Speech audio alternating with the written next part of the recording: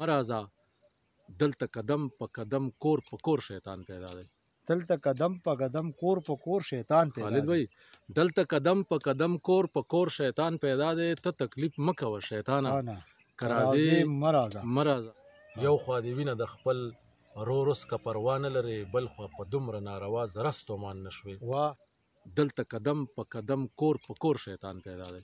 دلته قدم په قدم کور په کور شیطان پیدا خالد بھائی دلته قدم په قدم کور په کور شیطان پیدا دی. ته تکلیف مه کوه شیطانه که راځې مرازه تا خېټه لویه که تا وخوړه تا بس ونه وې. تا خېټه لویه که تا وخوړه تا بس ونه وې. ما په یو جام اوبو هم وجنې مسلمان نه شو. زما د اوښکو بهېدلو بس همداسې لوه. زما د اوښکو بهېدلو بس همداسې لوه. زما د اوښکو بهېدلو بس همداسې لوه. خیر دی خفه نه شې جانانه که راځې مرازه. واه السلام علیکم ګرانو کتونکو. خالد منایي یو ځل بیا تاسو ته نن مخامخ ما راغلی ما تارخیلو کلي ده. دلته کې زموږ یو ملګری دی نوموړی شاعر دی ادیب دی ډېر ښه لیکي دی. دې نه مخکې موږ یو پروګرام ورسره کړی و چې کتونکو ډېر خوښ کړی و. نن هغه کتونکو زه نن بیا یو ځل مجبور کړم راغلی یم تارخیلو کلي ده او اوس دا وخت زه سیدانګل سره ولاړ یم. سیدانګل صاحب السلام علیکم. وعلیکم السلام. خالد بھائی څنګه تاسو خیر وره؟ الحمدلله تاسو خیر شکر. سیدانګل صاحب تاسو ته مخکې موږ یو پروګرام کړی و هغه کتونکو ډېر خوښ کړی و. نو کتونکي تاسو د دغه په انتظار دي تاسو به نن څه داسې دغه ملګرو ته ډالۍ کوئ غزل وي یا څه شعر وي؟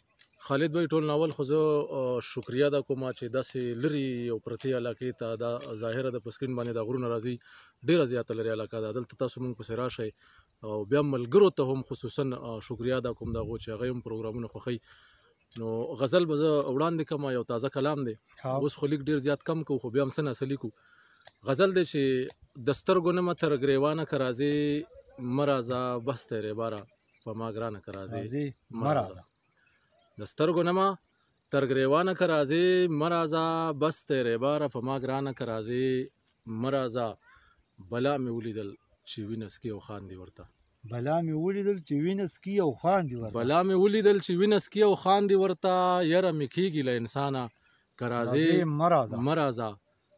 دلته قدم په قدم کور په کور شیطان پیدا دی. دلته قدم په قدم کور په کور شیطان پیدا دی. خالد بھائی دلته قدم په قدم کور په کور شیطان پیدا دی. ته تکلیف مه کوه شیطانه که راځې مه راځه. زما دا دوباره ووایه. مننه جی. دلته قدم په قدم کور په کور شیطان پیدا دی.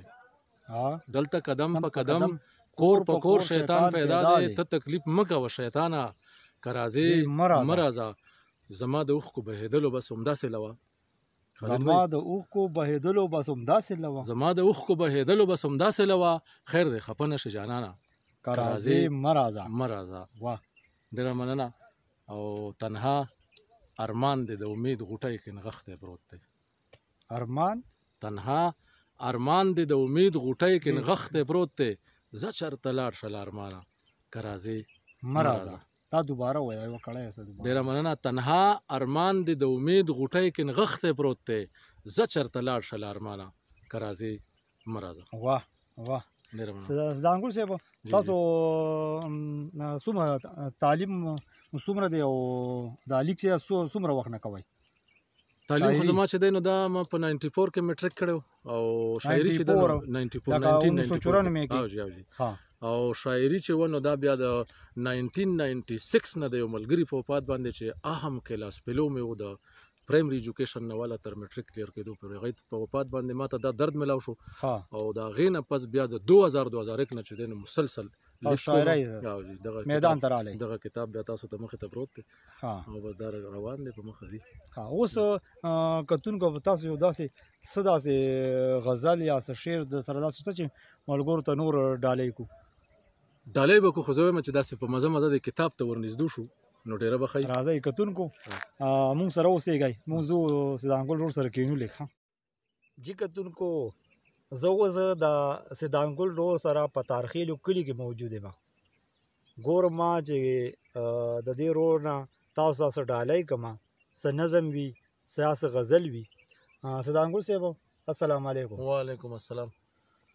تاسو ګرانو کتونکو ته څه داسې اوس نظم څه داسې غزل څه شعر سره شته چې ملکو کتونکو ته یې ډالۍ کړي؟ او جشته دی خالد بھائی بالکل تاسو ته ډالۍ کوم په حاجي صاحب ډېر په معذرت دا خبره کوم ځکه حج ته تلل او دا اعزاز حاصلول دا ډېر زیات لوی اعزاز دی په حیثیت یو مسلمان ډېر لوی اعزاز دی که نه جي موږ به دا نه کوو د چا په شان کې داسې خبره نه کوو خانه کعبه لویه ده طواف یې لوی دی خو لکه موږ شاعران خو عکاس یو چې چېرته کمې ووینو نو هغه هم راخلو که چېرته داسې وي چې هغه خوبي وي نو هغه هم راخلو خامي او خوبي دواړه راخلو که نه جي نو په دې باندې مې لیکلي دي چې لاړې کعبې ته که انسان وې هم انسان نه شوې او پس د کعبې نه هم په لاره د ایمان نه شوې لاړې کعبې ته که انسان وې هم انسان نه شوې پس د کعبې نه هم په لاره د ایمان نه شوې یو خوا دې وینه د خپل رور اوس که پروا نه لرې بل خوا په دومره ناروا زره ستومان نه شوې واه واه دا دوباره یو خوا دې وینه د خپل رور اوس که پروا نه لرې بل خوا په دومره ناروا زره ستومان نه شوې